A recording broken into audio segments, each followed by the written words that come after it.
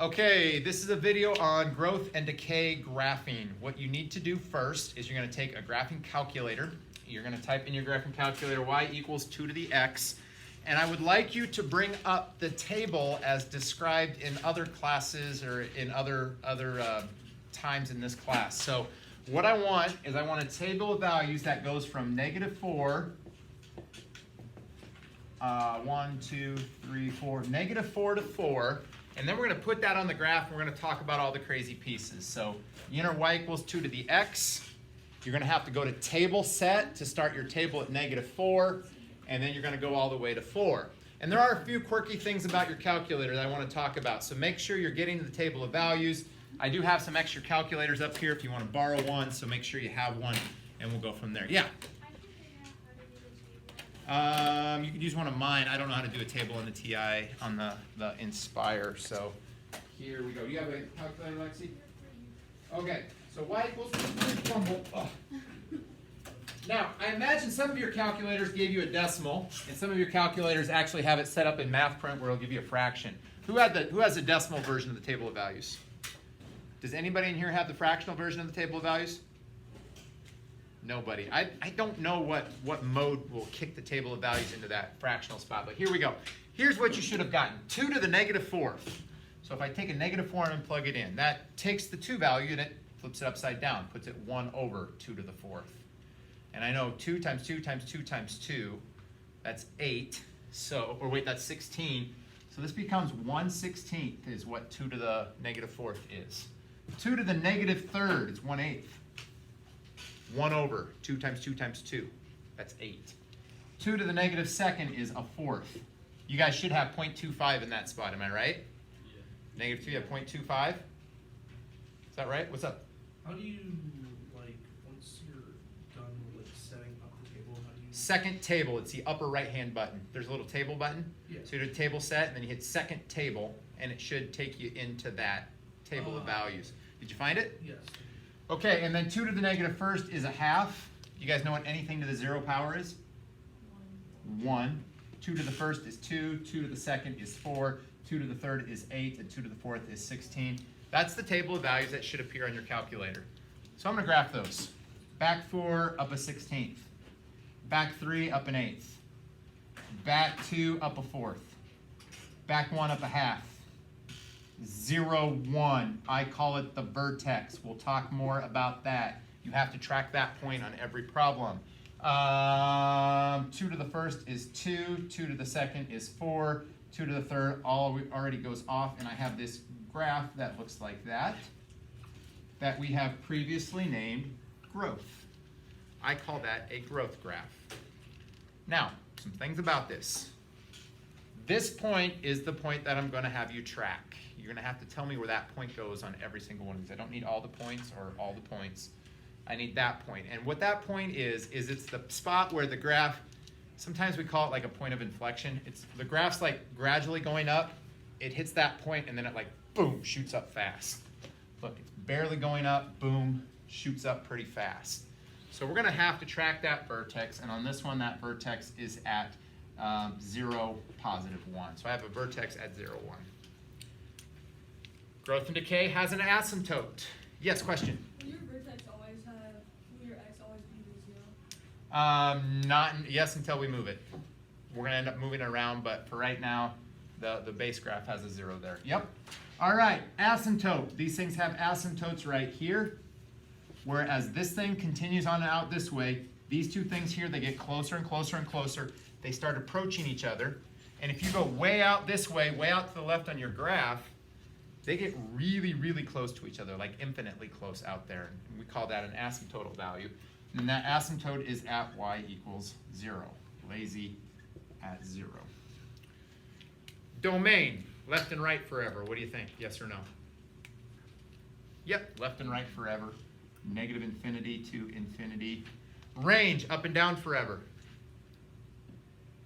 No, does not go up and down forever. There's nothing, boom, starts here and goes up. Starts at 0. Do I want to include the 0? No, because it never hits the asymptote, and then it goes up forever to infinity. So 0 to infinity is the range. I don't see a relative min. I don't see a relative max. There are none of these. Does not have relative mins or maxes. Intervals, up or down. Let's see. Here he is.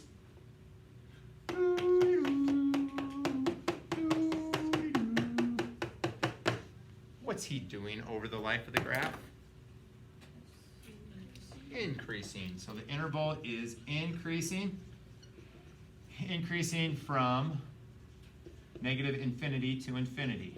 That's saying wherever you're at on the graph, if you're going from left to right, that graph goes up continually from left to right over the life of the graph. It increases over the whole interval. And last but not least, x-intercepts. Do you see any? I see none also. And what that means, what that none means, is there is no answer for 0 equals 2 to the x. There's no exponent I can put in where if I plug something in for the 2, I'll get out a 0. Look, it doesn't cross the x-axis. So this is a complete analyzing the graph. We're going to do this for a few of them. Then I'm going to show you how to move some things around, and I'll show you the hard part too. That's a growth graph. Okay, the one right below it is decay. Decay is different because it's 1/2 to the x. So I would like you to plug 1/2 to the x in, and I would like to go to the table of values, and we're going to go from -4 to 4 again. -4, -3, -2, -1, 0, 1, 2, 3, 4. And I didn't finish it off. And somebody asked me where I got the top numbers. I just made them up. Could literally use anything across the top. I use -4 because I know what 1/2 to the -4th is. Flip it upside down and make it to the 4th power. 2, 2, 2, 2. 2 times 2 is 4, 2 times 2 is 4, 4 times 4 is 16. So I know 1/2 to the -4th is positive 16. And 1/2 to the -3rd is 8. 1/2 to the -2 is 4. 2. 1/2 to the 0 is 1. Anything to the 0 power is 1. 1/2 to the 1st is a 1/2, a 4th, an 8th, and a 16th. And I have all the values. It's the same values flipped around, right? So at back 4, I'm up 16, which is off the graph. At back 3, I'm up 8, which is off the graph. At back 2, I'm up 4. At back 1, I'm up 2. 0, 1, there's the vertex again for this decay graph because it's going down. At 1, I'm at a 1/2. 2, I'm at a 4th. 3, I'm at an 8th. And 4, I'm at a 16th. And you can see the decay. It's going down from left to right. Vertex, still that 0, 1 point. That didn't change. Still has a vertex. You still need to track it. I will show you how to do that. Asymptote. Do you think it changed? Do you think it moved? Or do you think it stayed where it was? Think it stayed? Does this still look like where the asymptote is? I think it does. So I'm going to draw that in right there. Looks like the asymptote to me. That's still at y equals 0. It chugs along. This time, you know, it gets closer out here. Out as you go to the right, the two things, that graph and these two, they get closer and closer and closer to each other without ever actually touching each other, the idea of an asymptote. Domain, well, still goes left and right forever. Still continuously left to right. So negative infinity to infinity. And my range, well, nothing down here, but it starts here and goes up. So that's still 0 to infinity. I still don't see any mins or maxes, but let's talk about the interval. Donkey Kong is here.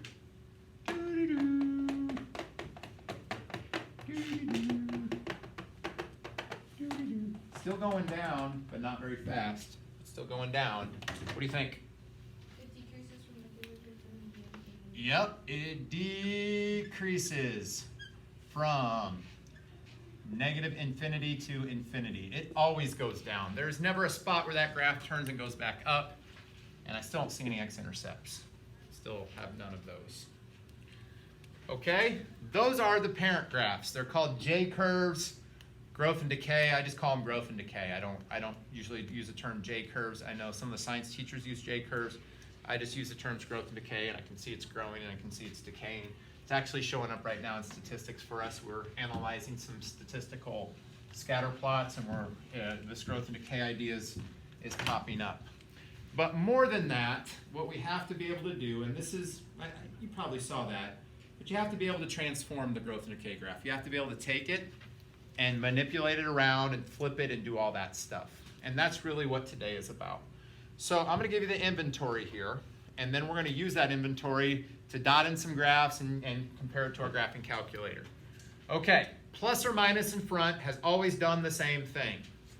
It always flips over x axes if it's a negative sign. If there's a negative in that spot, you're still going to flip it up and down. That does not change. Okay, still a flip. A is still a stretch or a shrink. It's a stretch if the A value is greater than 1. It's a shrink if the A value is less than 1. And in this case, it actually becomes the new y-intercept.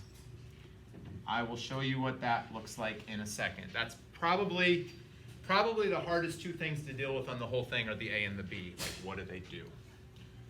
The B value, it's growth if the B is greater than 1. It's decay if the B is less than 1. You can tell if the graph is going up or going down by what number is being raised to the power. If it's like 1/2 to the x, well, that tells me it's decay. Plus and minus, there still flips over y-axes if negative. Negatives flip it over the y-axis. Plus C is still left, C units, minus C is still right. C units plus D is still up, and minus D is still down. Those don't change. Those are probably the easiest ones to deal with. And what we're going to do today, the big part, the big chunk of today is how do you use all this stuff to graph something like that by hand so you can get it into the right spot. That's the kicker.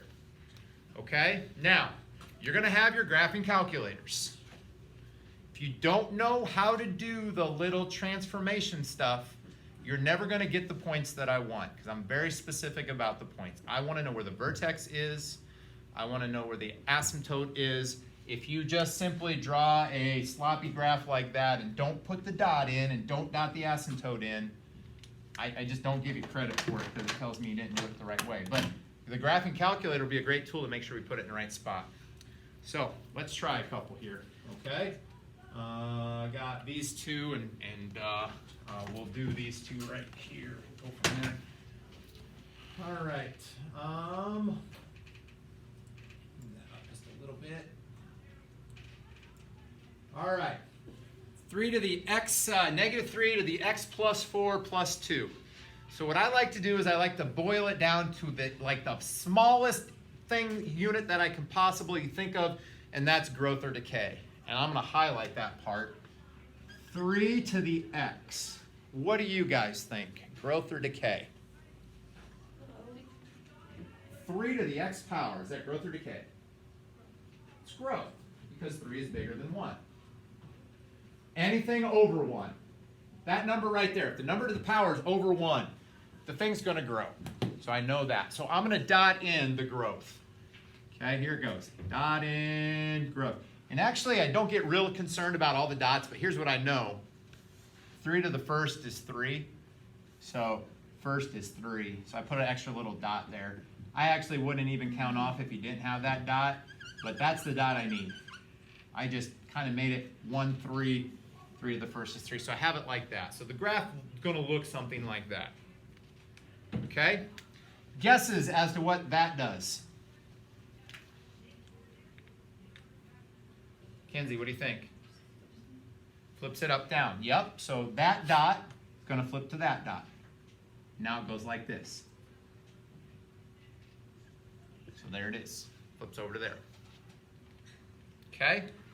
Now I usually do the next two together. I think that says plus 4, doesn't it? I can't really, that's a plus, isn't it?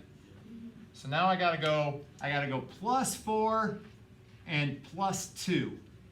So I'm gonna take that dot and I'm gonna go right 4, 1, 2, 3, 4, and I'm gonna go up 2, 1, 2, And that dot is now right there.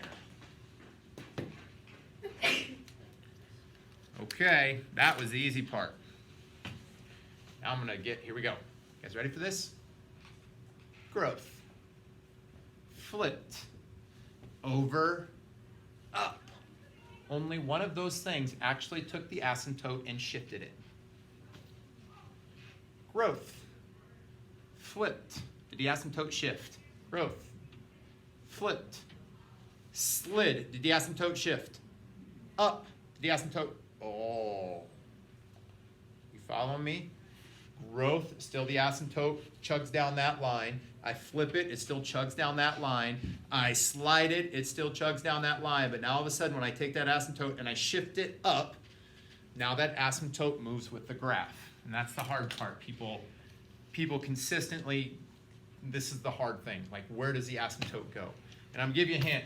There's only one letter in this whole thing, and that little A, B, X, C, D thing, there's only one letter that ever truly moves the asymptote. What's the letter? Nope, what? D. The D. If you have a D, your asymptote's going to move up or down with the D value. Because the whole graph, the only way to move that asymptote is to slide that graph up and down. Doesn't even matter if you flip it or slide it. If you slide the graph up or down, the D changes. The D actually changes the amount of the vertical shift. So I actually have a graph, I have an asymptote that looks like this. That asymptote is at y equals 2. My vertex is at 4, 1. Okay, and we're going to graph this thing. It was the blue one because I flipped it. It's this blue one right there that looks like that. Okay, I want you to put that on your graphing calculator and look at it and let's see if we're right. Plug that in, exactly. Question, yes? Left 4. I did move it the wrong way, didn't I? I went +2. So let's shift it left. Thank you. I'm going to shift it over 1, 2, 3, 4, up 1, 2. So you're right. Oh my goodness. I would have been able to see that on my graphing calculator. But I need to see this dot at left 4, up 1. And look at it on your graphing calculator. Thank you. Good catch. It should be that graph. Now, what's up? The calculator is doing something weird. I don't know. I'll have to look at it. Is that not? Did you not bring your Inspire today? I forgot it. Oh, forgot it at home. All right. I'll come back and look at it here in a second. But that's it. Now, do you see what I mean? Like, where would it? Does that dot appear right there on your calculator? It doesn't, does it? You don't see. Does the asymptote appear on your calculator? So if you don't know how to, you don't get those things in the right spot. What I get all the time on this problem, because people don't want to do it, is they literally draw this. I get that picture all the time, and you just don't get credit for that. Because I need to see where the dot tracked to, I need to see where the asymptote went, and all that stuff. Domain was left and right forever. It was at -4, 1, right? -4, 1, and then the asymptote was up here. The range now. What do you think the range is for that graph? Guesses. Does it go down forever? Yeah, it does. Does it go up forever? No, it doesn't. It has a stopping point. So it goes down forever, all the way up to 2. Should I include the 2? Nope, not going to include the 2. It's never going to hit the 2. It's going to get close to the 2, but not going to hit the 2. No min or no max. Intervals. Decreasing over the whole thing from -infinity to infinity. And now the X-Intercepts. Oh my gosh, it does have an X-Intercept right there. Oh, I want somebody to impress me here. So the X-Intercept, by the way, would be what I would get if I went like that. -3 to the X plus 4 plus 2. Does anybody remember how to solve that? Oh yeah, you got to use a log. That's next time. You'd have to have minus the 2, divide by -3, and then 2/3, pigtail it. You guys remember all that stuff? That's coming up. Preview of things to come. We're not there yet, but just the fact I know there is an intercept is cool. I could go find that intercept, and I could solve it out, and I could figure out what it is. Okay? Let's try one more here. Here we go. 0.5 to the x minus 2. Let's boil it down to the smallest unit I can get. 0.5 to the x. 0.5 to the x is the innermost thing that I could get. 0.5 to the x. You think it's growth or decay? It's decay. I'm going to dotty it in. Here we go. It's decay. And the asymptote is still here. Okay? Minus 2. C or D? D. Drops it 2. The dot that's here drops 1, 2 to here. The asymptote was what right here, but I dropped everything 1, 2. So the asymptote dropped 2 to here also. And you should be looking at a graph that looks something like that. Try that on your graphing calculator. See what it looks like on that so you can see how to compare the two. Take a second. I'm going to go back here and help Sasha make sure we can get this on our graphing calculator. I want you to look at it though. Go look at it on that calculator.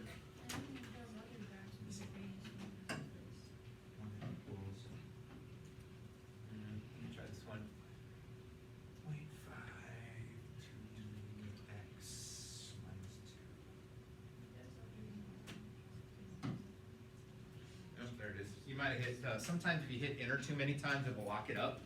I did. I tried a couple of times. I don't know.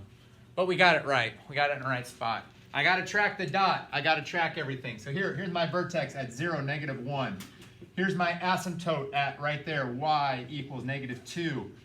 My domain, it goes left and right forever from -infinity to infinity. My range, it does not go down forever. Oh no. Nothing down here, from here up is the range. So I would say from -2 to infinity, and I don't want to include the -2 because it doesn't actually touch the -2. The min doesn't have an absolute min or max. What do you think the interval is? Decreasing over the whole thing. Yeah, it definitely goes down. So it's going decreasing from -infinity to infinity. And as far as the x-intercept goes, it does have one. So it does have a 0 in it, but it doesn't have a 0 that we're ready to find yet until we go back and talk about logs and see how we can find those types of answers. Okay, what I want you to do, we're gonna step through these. I don't actually ask you to find all of those pieces for every single problem. It would get really cumbersome if you had to talk about everything for every problem. So I boiled it down to the things that I think are very important for us to be able to find. You have to be able to show me where the dot is. That strong dot, you have to be able to put it there. Where is it? Where did it go to? Let's track it. You got to be able to tell me where the asymptote is, and you got to tell me where the domain and the range are. Those are the pieces. So I'm gonna stop the video because my videos get too long. They won't post to YouTube, and then I'm gonna start it up and I'll do another one here. But we're gonna graph these next. So let me stop it.